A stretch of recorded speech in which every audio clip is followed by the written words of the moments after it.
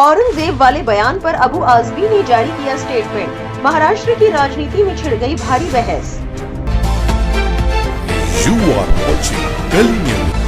Samajwadi party के नेता अबू आजमी के एक बयान से महाराष्ट्र की राजनीति में बवाल खड़ा हो गया है।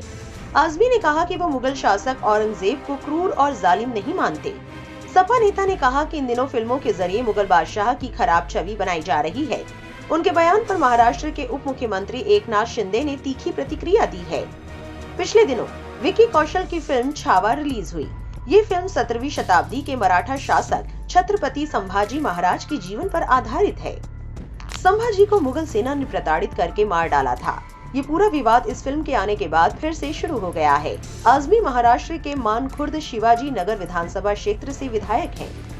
इंडिया टुडे की रिपोर्ट के मुताबिक उन्होंने 3 मार्च को मुंबई में पत्रकारों से कहा, औरंगजेब के बारे में गलत बातें कही जा रही हैं। उसने हिंदुओं के लिए बहुत सारे मंदिर बनवाए। उसने अपने एक सैनिक को हाथियों से कुचलवा दिया था जब वो एक हिंदू पुजारी की बेटी से शादी करना चाहता था। उन्होंने मुसलमानों के लिए एक मस्जिद का निर्माण किया। इतिहास को तोड़ मरोड़ कर पेश किया गया है। अगर औरंगजेब ने मंदिरों को नष्ट किया तो मस्जिदों को भी नष्ट किया।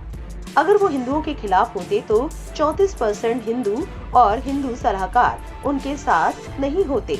इसमें हिंदू मुस्लिम का एंगल देने की जरूरत नहीं है। रिपोर्ट के मुताबिक उन्होंने आगे कहा, छत्रपति संभाजी महाराज और औरंगजेब के बीच धर्म की लड़ाई नहीं थी, बल्कि उनकी लड़ाई सत्ता और संपत्ति के लिए थी।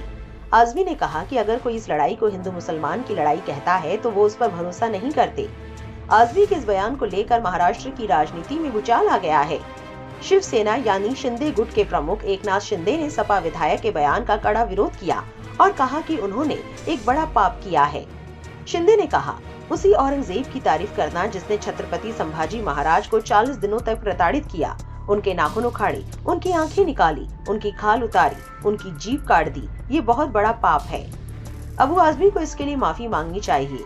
सोशल मीडिया पर इस विवाद को लेकर यूजर्स की अलग अलग राय देखने को मिल रही है। एक यूजर ने लिखा, जो लोग इतिहास नहीं जानते वही लोग इतिहास को मिटाने की नाकाम कोशिश कर रहे हैं, लेकिन इतिहास को बदला नहीं जा सकता।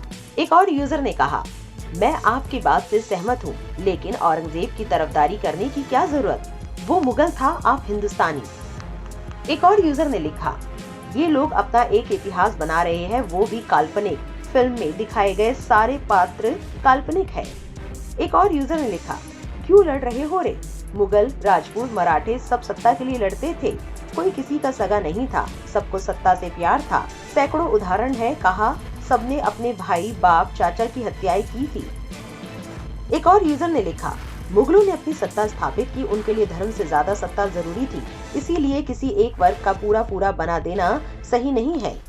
मामला बढ़ता देख अबू आजमी ने एक वीडियो पोस्ट करके माफी मांगी है। अबू आजमी ने अपने एक्स हैंडल पर इस मामले पर बयान देते हुए कहा है, मेरे शब्दों को तोड़ मरोड़ कर दिखाया गया है। औरंगजेब रहमतुल्लाह अलैह के बारे में मैंने वही कहा है जो इतिहासकारों और लेखकों ने कहा है।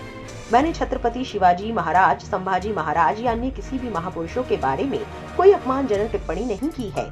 लेकिन फिर भी मेरी इस बात से कोई आहत हुआ है तो मैं अपने शब्द, अपना स्टेटमेंट वापस लेता हूँ।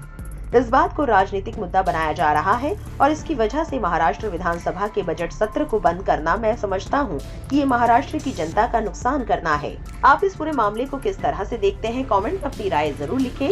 साथ ही ऐसी और खबरों को जानने के लिए हमारे चैनल से जुड़े रहें।